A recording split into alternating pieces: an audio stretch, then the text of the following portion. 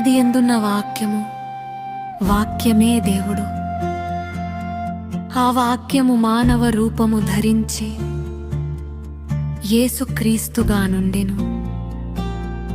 దివ్యకాంతి బంధములచే ఆవరితుడై పాపాంధకారమునకు ప్రత్యర్థిగా భూమి మధ్య దిగి వచ్చెను.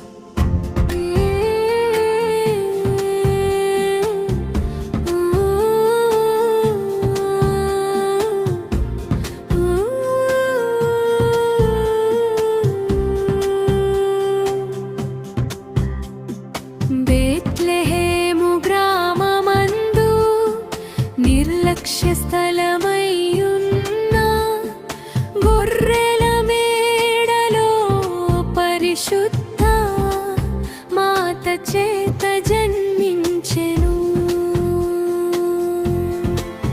అరేగా భరిమందు దేవదూతములు ఆకాశమున విపులమై శ్రేష్ఠ దేవునికి మహిమ, భూమి మీద శాంతి అని గానం చేసిరి. నజరేయు యేసు దయామూర్తియు సత్య ప్రకాశమునకు నిలయుడు అయి దరిద్రములకు ధైర్యము ఇచ్చెను, రోగులకరికి ఆరోగ్యం ప్రసాదించెను. కన్నీరు పోయు వారికి పరామర్శకుడై నిలిచెను. ఆయన వాక్యము గలిలయ గాలిలో మృదువై పలికెను, హృదయములలో గాభ్రమై నివసించెను.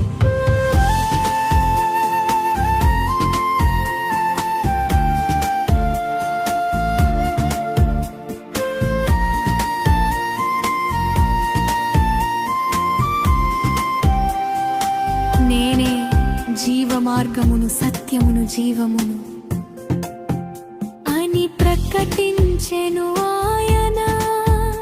ఆ వాక్యమునకు విరోధముగా నిలిచిన వారు క్రోశమునందు ఆయన శరీరమును గాయపరచినను, ఆయన ప్రేమ క్షమాస్వరూపమై తండ్రా వీరిని క్షమించుము అని ప్రార్థించెను.